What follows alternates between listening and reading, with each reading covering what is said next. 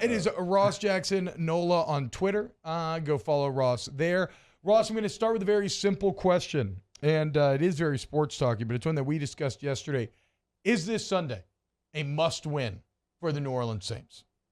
Yeah, I think you have to approach it that way if you're Yeah. the New Orleans Saints, and it certainly sounds like they are. We spoke with Cam Jordan yesterday in the locker room, and one of the things that he said was that with every loss, things get more and more urgent, things get more and more kind of panic mode. Not that they're going to, completely disassemble into some type of like frenzy of panic, but there is that sense of urgency that's there. So I do think so, and especially when you look at the schedule as it continues on. You've got the Bengals around the corner. You have a short week to the Arizona Cardinals. You got the Raiders coming to town, the Baltimore Ravens coming to town. You got to go to Pittsburgh. You got to win there. I mean, it's not an easy schedule moving forward, and there's still some teams that have sort of been thorns in the side of the New Orleans Saints on the way, including the Philadelphia Eagles as well. So this game against the Seattle Seahawks is the difference between 2-3 or 1-4, and you'd much rather be 2-3 going into that rough stretch.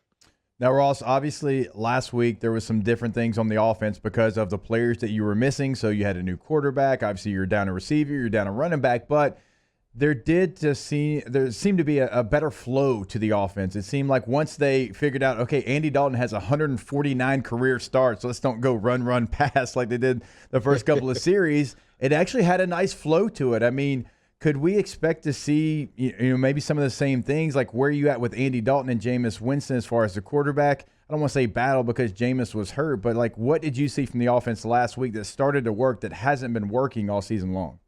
Yeah, I think that what you learned was that high percentage approach, which is what we've seen in New Orleans probably since 2018 or so. Yeah. And then a nice split between run and pass. The Saints ran the ball 27 times, threw the ball 28 times in that game. They had more dropbacks than that, of course, but still it was a good split there to where they hit basically 50%. That's a formula for at least a team that can be competitive. Now, you still have to get rid of the penalties. You still have to get rid of the turnovers. You still have to not let up the big explosive plays, things like that. But those are things that are fixable. Those are things that this team is focused on. Now, they need to get that out of the way if they want to win on Sunday, of course. But I think that what you learned was that regardless of who the quarterback is, whether it's Andy Dalton or Jameis Winston moving forward, and again, a lot of that has to do with the health conversation around Jameis Winston more than, as you mentioned, the competition, or as you mentioned, more than a competition. Then I think that more conservative approach, a more low to high type of approach in terms of progressions and reads and looking and taking what the defense is giving you, utilizing the running backs out of the backfield in the run game as well as in the passing game and leaning a little bit more in the tight end group. I think all of those things are things you should expect to see from this team moving forward, regardless of who's under center. Well, and you mentioned going low to high, Ross, and my biggest question, I think 4 games in, and there's a million different things that you could choose from, but my biggest question is kind of where is Alvin Kamara, right? I mean, in terms of here's a guy who last year was put in awful positions in that he was the only threat, right? And so he's constantly facing boxes that are stacked against him. The entire idea was that the increase in weapons over the offseason would open things back up, and the weapons have been good. Chris Olave has been great. Mike Thomas has been really good when he plays. Juice has flashed. What you have not seen necessarily yet is that consistent production out of Kamara. And I know that Winston's never been the best when it comes to those short throws to the back, and he tends to look for like larger chunk yardage. But how do they get Alvin Kamara back to being the threat that he was for the first, 4 or 5 years of his career? I think you have to make him the focus. And a part of what makes Alvin Kamara so impactful in the passing game is what he could do for you in the run game as well. And the Saints haven't been able to lean on their run game because they've been playing from behind. I mean, the guy's got 100 rushing yards even. He's got 19 receiving yards, and that's it. They tried to get him back for the Carolina Panthers game. He seemed to admit that it was a little early for him to try to come back, but he's feeling ready now. He got right last year against Seattle, over 170 scrimmage yards. Hopefully he'll be able to do that again against a defense that's consistently struggled against what they get 179 scrimmage yards in the game, 161 in 2019 before that. So this is a team that he usually finds a way to impact, and regardless of what talent is on that opposite side. When they had guys like Bobby Wagner and others, they don't have those guys anymore. No. So this should be a positive matchup for Alvin Kamara returning, and it should give the Saints what they need to allow them to be able to say, okay, AK is now a focus in terms of what we're trying to do here. So let's get the ball in his hands in a multitude of different ways, utilize him in a multitude of different ways, which is what it was that made him so successful 2017, 18, and on. All right, Ross, when we take a look at the injury report, I mean, we're talking about Alvin Kamara, but it's Andrews Pete, it's Jarvis Landry, it's Jameis Winston, it's Michael Thomas. And so what's the latest with the Saints' health and certainly on the offensive side of the football? Yeah, let me start by saying it's a little disappointing to see this many injuries because this was sort of an emphasis over the course of the offseason, right? They went out, they got a new director of sports science. They really started to pay attention to how they were handling injuries. And now so far this season, all we've seen are a long list of injuries. Now, they did have a couple of perfect attendance practices ahead of the Carolina Panthers game week 2, which was really encouraging with the exception though of Paulson Adebo in that case. And then I think that, as you also know, sorry, that was when Paulson Adebo had come back, but he just didn't play a lot in that game. So that was good to see. But really since then, you haven't been able to see this team really feel healthy. And sure, they've kind of reduced those soft tissue injuries, which was a focus, but now these impact injuries kind of cloud the success of that. So hopefully we'll see this team start to get, healthier sooner rather than later.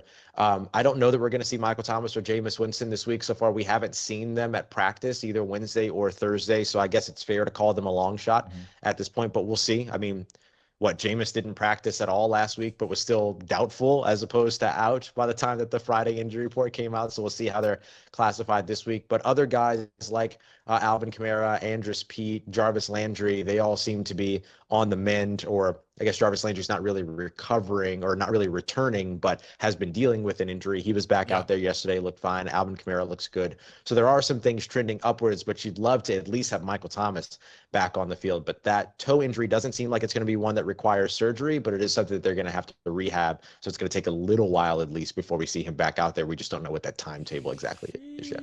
Dude, I mean, damn, when it rains, it pours. Yep. And to your point, Ross, on the Seattle defense, because I know all of our brains are broken and we form opinions that just maintain. Like, I still think about, Legion of Boom, the defense is great. They give up the second most points in the NFL. Okay, so like the offense needs to have success this week. The defense has been great. They need to continue to be great. Have you sensed any division in that locker room at all in terms of the defense and offense maybe getting a bit testy with one another? Yeah, I'm really glad that you asked about that. I haven't felt that at all. We certainly haven't seen that, but we've asked about, and obviously, look, when we ask questions like this, we know the types of answers that we're likely going to get, but you can kind of pick out what's truthful and what's kind of mouth service. Yes. And there's not really a lot here that feels like mouth service, right? Like this is a team that has been in this situation before, right? They've been in 2017, they started 0-2. So you have a lot of the players that were there that helped to bounce back and help that team get back to, what was a playoff year that year with guys like Alvin Kamara, Marshawn Lattimore, of course, Cam Jordan, who's been around since 2011. Mark Ingram was on that team. So there's a lot of experience here in terms of what the New Orleans Saints have in terms of veteran leadership with guys that are newer than that, Tyrann Mathieu, Jarvis Landry, Demario Davis, of course, who didn't join until 2018. But you also have that veteran leadership that's been with the team for an elongated period that has been through something like this before in terms of a slow start and then righting the ship partway through the season.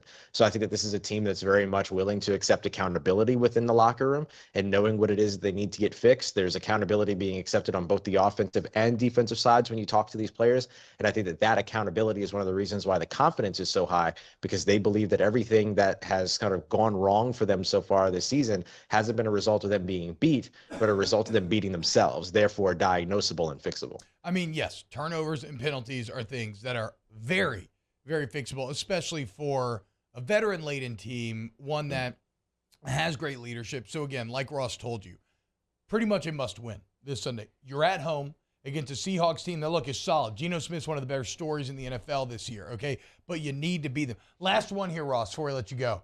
Yep. How close are the Atlanta Falcons to maybe being the best team in the South? I know this is a bit hyperbole. It's all a bit reactive here. It's a bit odd. But, like, Tampa's got some red flags showing up. Maybe Brady's health starting to go. Like, I don't know, man. Falcons got nice wins, and their losses don't look as bad as they want to. The Falcons seem a little surprisingly frisky right now. They should be. They should be 3-1. Yeah, I thought that the Carolina Panthers were going to be the surprise team in this division, and I guess I'm surprised by how like atrocious they've been. But for the Atlanta Falcons, they have been the pleasant surprise of the NFC South, outside of course the Saints fans. But they're a much better team than I think that people expected them to be, especially with their sort of lack of attention to their defense. But their defense sort of standing up and making plays. And so, you look at that, you look at the young stars that they have over on the offensive side. I'm curious to see how much longer they continue to roll with Marcus Mariota, who's winning games right now. I mean, they're 2-2, but he's still winning them games, and they're winning games with them. Or if they start to entertain the idea of Desmond Ridder to see if they can get one more sort of gear in the offense with a young quarterback. And if they did that, and if it worked out, then I think that they would be even closer to being that team that, hey, we're having an uncomfortable conversation about how the Atlanta Falcons could be at the top of the NFC South in a couple of weeks. Oh, gross. All right, Ross, we're going to let you go. Thank you so much, man. Ross Jackson, at Ross Jackson NOLA, Locked On Network Partnerships Manager, also Locked On Saints every single day. That's what they do at Locked On. And he's just, he's awesome. And, thank you so much, Ross. Thanks, guys. Appreciate you. Take Thanks, care. Ross. Stay safe. See y'all soon. Yes, sir. See you soon. Have fun at the game on Sunday. Yeah, dude, Falcons. So crazy. You know what the Falcons They are? did lose Cordell Patterson, though. He's out for the year. Is he out for the year? Yeah, he is a weapon for the – no, he How is. brutal can the NFL be, though? I'm saying, like, the Falcons, after dealing with an offseason of crap, they get, like one ray of hope? Like, this first month has actually been good, even with some pain in that opening loss. And then you lose Patterson for the year? And within – like, he was great last year, but now, like, even more so, I think, with this offense with Mariota, like, he's even more valuable to that team, and now he's out for the year. I mean, I don't like the Falcons, and I feel badly for them that happened to them.